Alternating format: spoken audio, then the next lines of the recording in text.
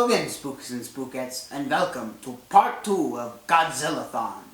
Tonight's movie, Godzilla, Final Wars.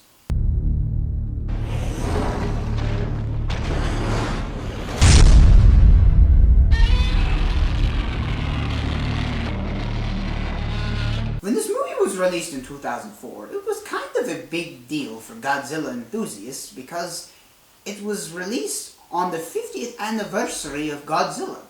So, in order to honor his birthday, they jam-packed this movie with a bunch of monsters. The movie centers around the Earth Defense Force, which is this united army of soldiers from around the world who are both humans and mutants. These mutants are superhumans that are recruited all over the world, and they are trained to fight against these giant monsters.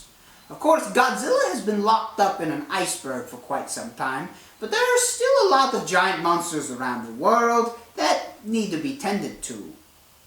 Well, out of nowhere, an alien invasion occurs, and as a peace gesture, these aliens get rid of the monsters, and they want to unite with the Earth and basically make a huge intergalactic brotherhood. Sounds like a big hug fest to me. But anyway, so all seems to be going well, but then they start to realize that the Secretary General of the United Nations, well, he's not acting quite normal, mainly because he was replaced by an alien.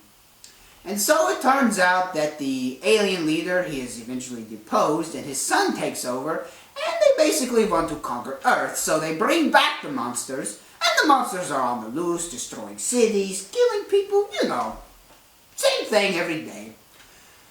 So, the aliens are running amok, and they want to use humans basically as cattle in order to extract their mitochondrial DNA so that they can survive. So, what are the humans left to do?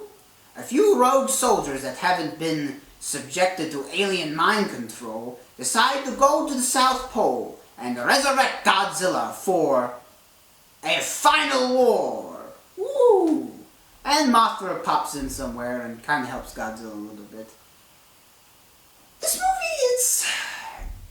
if you didn't know any better, it doesn't really seem like a Godzilla movie. It's like a big video game. Believe it or not, it was directed by the same director who directed Ultimate Versus. I don't do so well with Japanese, so I'm not even going to attempt to pronounce his name. But basically, the movie was Ultimate Versus plus a Godzilla movie. It was unique, and it was kind of corny. You know, if I had to describe it, I would say that this movie was half good and half bad. Really. I mean, it was good to see Godzilla, and it was good to see Godzilla and Mothra, how you say, kick butt. But, for the most part, it was corny. And I know Godzilla movies, for the most part, they're kind of corny. That's what makes them so great. But this movie, it was kind of corny in the bad way because, you know, it just had a lot of random moments of sentiment that just didn't quite fit, and the special effects were just terrible. I mean, some of the monsters were done the old-fashioned way, you know, the guy dressed up in the monster suit going around on scale models and destroying everything, but some of the monsters were done in digital, and honestly, they were done so bad, I think I could have done a better job, and I'm technologically impaired. Oh, and I'm gonna let you in on a little secret. I don't know if you can count this as a spoiler, but if you do, count this as the only time that yours truly will ever divulge a spoiler. The Godzilla from the Matthew Broderick movie is in Godzilla Final Wars. I was shocked, but I'm telling you, he's in there. I mean, I had to take a double take whenever he was doing his battle with Godzilla, but it is him.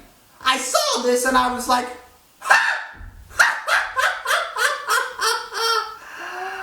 Oh, what a joke.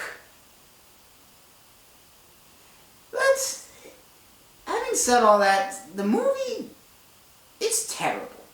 But it's so terrible that but you just gotta love it. Sort of. Well, that's all the time I have for this edition. Be sure to join me next week for part 3 as I review Godzilla vs. Mothra, the original. But until then, as far as things go when things go bump in the night, there are such things